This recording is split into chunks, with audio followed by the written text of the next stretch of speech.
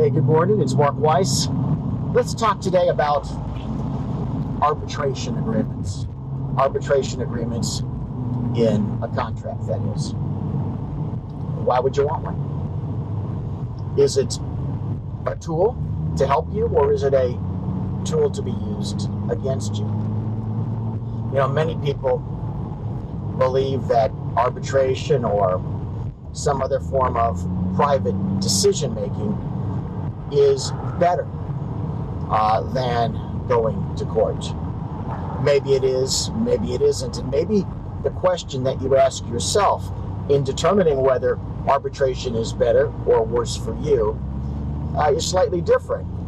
Maybe it's, would you like to give up your right to a trial by jury in a civil action? Would you like to give up courtroom protections?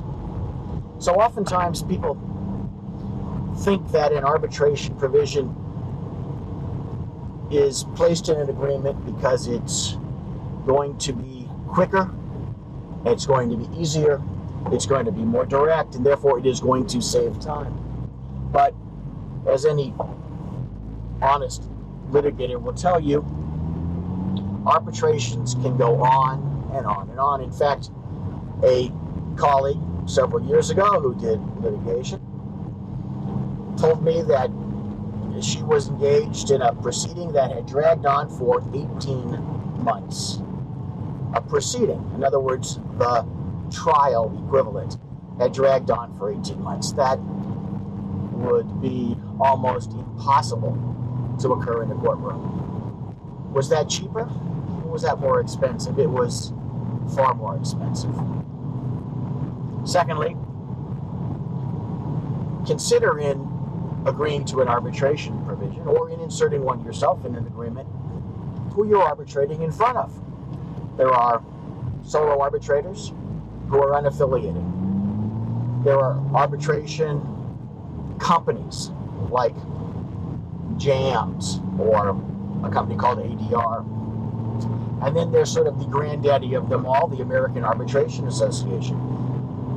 The AAA, American Arbitration Association, for example, has very set rules for how an arbitration is conducted, and they are very expensive. The filing fee itself is often prohibitive for some small parties.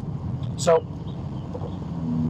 one question is, do you want an arbitration agreement? The second question is, if you want an arbitration agreement, arbitration before who? Next question is, if you're agreeing to arbitration, what rights to discovery, to the normal pretrial process of trying to uncover the facts, the ability to send written interrogatories, the ability to send requests for admission, the ability to take depositions exists in that form.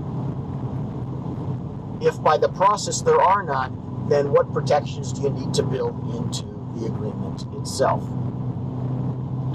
Similar in some ways to attorney's fees provisions, arbitration provisions can be used to frustrate the resolution of a case.